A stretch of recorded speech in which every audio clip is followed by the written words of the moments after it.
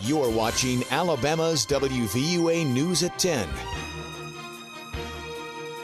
Good evening, I'm Danny Salter. Thanks for joining us. One man's in jail and another's been hospitalized after a violent robbery in Northport. Captain Lloyd Baker of Tuscaloosa Metro Homicide told us it happened Friday evening around 6 o'clock on the 3400 block of McFarland Boulevard. According to Captain Baker, a 39-year-old man was at work when he was attacked and robbed. Captain Baker told us the suspect beat the victim with a hammer. The victim wasn't found until Saturday morning, and despite a serious head injury, he was able to describe his attacker. The victim's in critical condition at DCH, but apparently he wasn't the only one who made a trip to the hospital. Authorities tracked 28-year-old Robert James Jacobs to DCH. He checked himself in after the attack. Jacobs has been arrested and charged with attempted murder and robbery first. He's being held on $120,000 bond. Well, moving right along, Alabama's Civil Air Patrol secured the skies over Tuscaloosa County this weekend, and your home team went along for the ride. The Civil Air Patrol conducted training exercises over West Alabama on Saturday. The volunteers worked through about a dozen exercises, many of them focused on search and rescue or recovery type scenarios. When they're not training, the Civil Air Patrol has three primary missions: emergency services, their cadet program, and aerospace education. When I moved here, someone that I knew said they were a member of the Civil Air Patrol. And actually, right before I left Florida State, a friend of mine had an airplane crash, and the Civil Air Patrol located him. So that's the first I'd ever really heard of them. So when I came here, I decided, you know, that's a good civic organization to join. And so that was in '83, and I've been here ever since. The Civil Air Patrol is primarily composed of volunteers. If you would like to donate or learn more about the organization, you can visit them online at capmembers.com.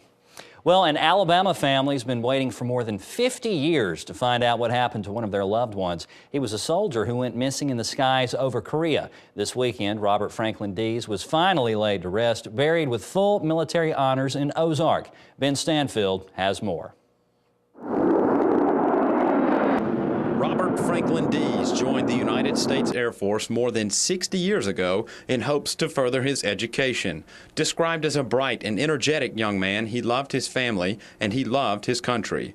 While piloting his F-84 Thunderjet in North Korea in the fall of 1952, his aircraft was shot down by enemy fire. Saturday, he came home. For all these years that we had been told he was shot down, that he was not found. It's a good feeling to have him back where we know where he is. Through DNA testing, the military was able to identify his remains. They were previously buried at the National Memorial Cemetery of the Pacific in Hawaii and listed as unknown.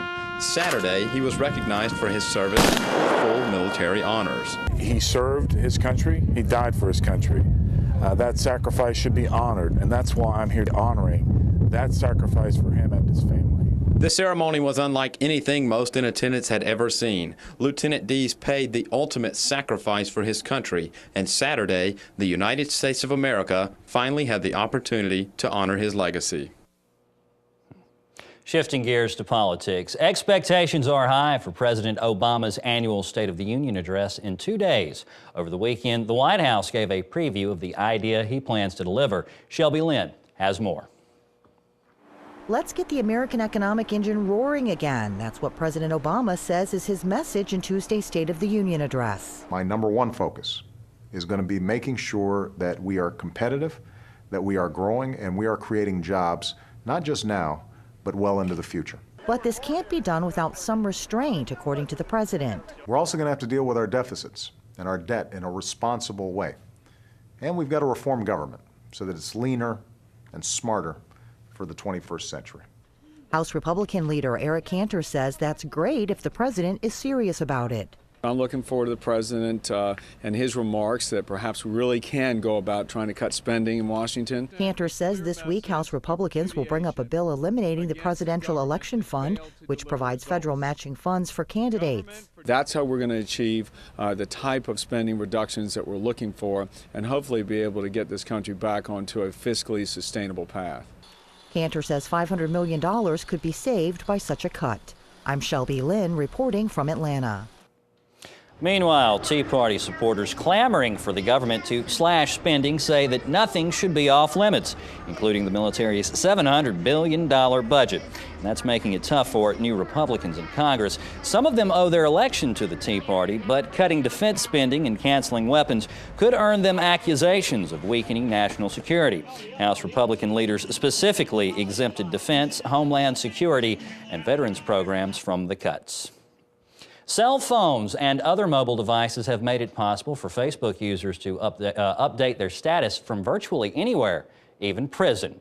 Prison officials in South Carolina say they've seized a cell phone from an inmate using it to update his Facebook page. Corrections officials said 22-year-old Quincy Howard has been placed in disciplinary detention as a result. He's serving a 30-year sentence for manslaughter. Howard spent most of his time on Facebook last year playing Mafia Wars and Cafe World games, and occasionally gave status updates like railroaded by this crooked A judicial system in South Carolina. He was even able to update his photos. Howard's profile picture was a photo of him in his prison jumpsuit. Unbelievable. Well, right back here in West Alabama, it's the 100th anniversary of the Kappa Alpha Psi fraternity. Members commemorated the milestone with a special ceremony earlier today. The Northport alumni chapter of Kappa Alpha Psi hosted the event. Chapter members from Shelton State, the University of Alabama, and University of West Alabama all joined together to celebrate. They had a special guest. The mayor of Birmingham, William Bell, spoke during the Centennial Founders Day celebration. One member told us how important this anniversary is for the organization's members. The brothers that really paved the way for us 100 years ago to make this fraternity such a organization that shows diversity, and it also encompasses the brotherhood that we try to strive for today.